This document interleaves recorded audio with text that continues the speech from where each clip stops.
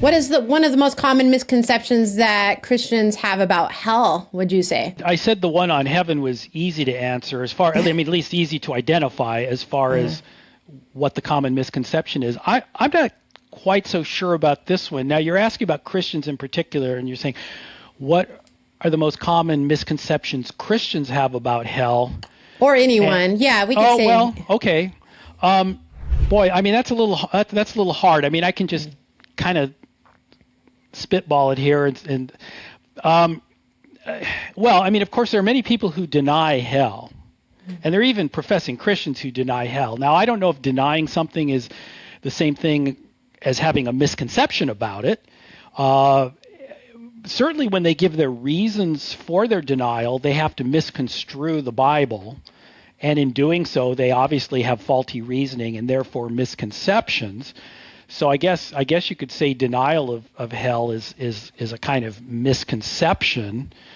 I mean, I could tell you the main reasons that people deny hell. Now, there is some disagreement among Christians in the historic tradition of the church. There's some very prominent figures in the church, like St. Augustine, for example, who's, I think he's a great theologian, and who would take the flames of hell as literal material fire. Something like you could stick a turkey thermometer in it and see the temperature go up. So it's literal flames, and that people in hell will be burned physically with physical flames. And there are others, in the tradition who hold this. Personally, I don't think that's right. And in fact, most theologians, and I mean, here we're talking about people who are clearly conservative theologians, people like John Calvin, for instance, who's no liberal, take the description of hell as metaphorical. Now, first of all, let's just say, to say it's metaphorical doesn't mean it isn't real. It's pointing to a reality that's actually going to be experienced by people, and it's a horrible reality. But that it's using physical language to get at something that is not literally or strictly speaking in itself physical, right? And it's using the picture of flames because it's the most horrific imagery that one could draw upon. Now, again, this isn't a dividing line between orthodoxy and heresy. There's differences of opinion on this, but it seems to me that there's good reason for going with like the direction of Calvin and most conservative theologians, I think, that you would look at today would agree with this. For one thing, the devil is cast into the lake of fire, where he's tormented day and night forever and ever, right? Well, the devil is a disembodied spirit. The devil has no physical parts. So it becomes rather difficult to see, and this is just one argument, just to kind of give you a flavor for some of the reasons for concluding this, that it's figurative. The devil has no corporeal or physical body on which literal material fire could operate. So how is it then that the devil could be burned in a literal, fire? Now, I will say this, and that is that in the eternal state for unbelievers now, we've been talking about the eternal state for believers on the new heaven and the new earth, right? But the eternal state for unbelievers is also embodied. It's an embodied state of existence. Unbelievers are resurrected in physical bodies. Their spirits and their bodies get put back together. But there, the book of Daniel and other places, it doesn't give details about it, but it is described as like a body of shame or it's a contemptible body, let's put it that way. We don't know the details or what it looks like or smells like or whatever.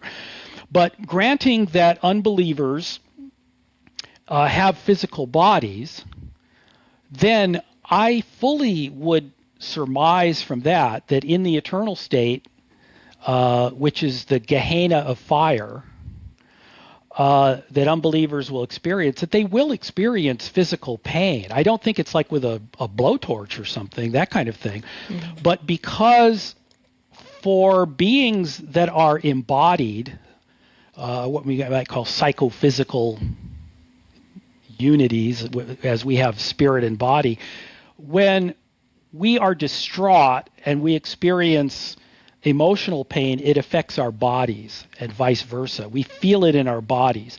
So I have no doubt, while on the one hand I take the flames as referring to a state of unutterable anguish, just like I take the other metaphors, the devil's bound with a chain. I don't think he's got a literal chain. Again, he has no physical limbs on which he can. But the Bible uses these kinds of metaphors.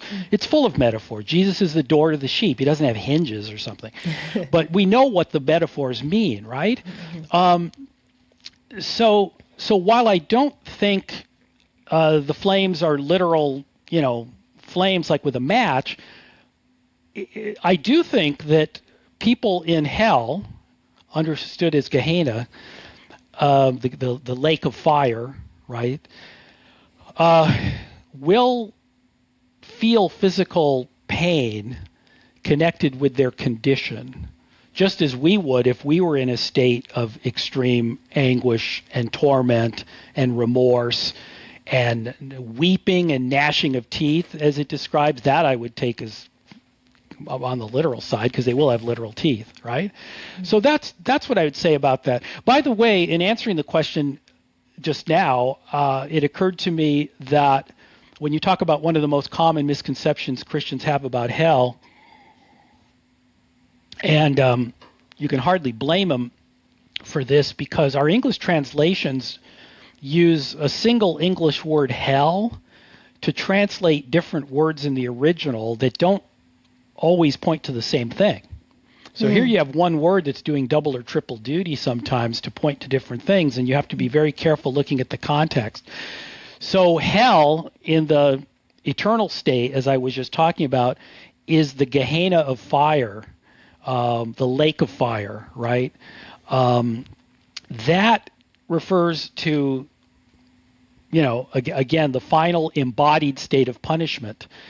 But before you have hell in the body, you have an intermediate state between death and resurrection. And while the righteous in the intermediate state are in heaven, while their bodies are in the grave, the wicked are in Hades, or in the Old Testament, that's the Greek word in the New Testament. In the Old Testament, it's Sheol. Okay, they're in Sheol, which is not heaven by any means, but it's a place of disembodied punishment, which, like the intermediate state for believers, it's similar in this respect. It's temporary. So the unbelievers' bodies are buried in the grave, and their spirit survives the death of their body, just like the spirit of Christians survives the death of their bodies. But they're in a state of temporary punishment, which is Hades or Gehenna. Now, that's also translated by the English word hell. But it's different reality, because, like, if you look in the book of Revelation, it says death and Hades, the intermediate state, are cast into the lake of fire, the Gehenna of fire. So hell is cast into hell, you see, if you see what I mean. Mm-hmm. But hell, as hell without the body, becomes hell with the body. And again, the Bible is actually more specific by separating that out with two separate terms. Again, and this goes back to your earlier very good question, why is terminology important? Well, it helps us to point to the reality that we want to point to.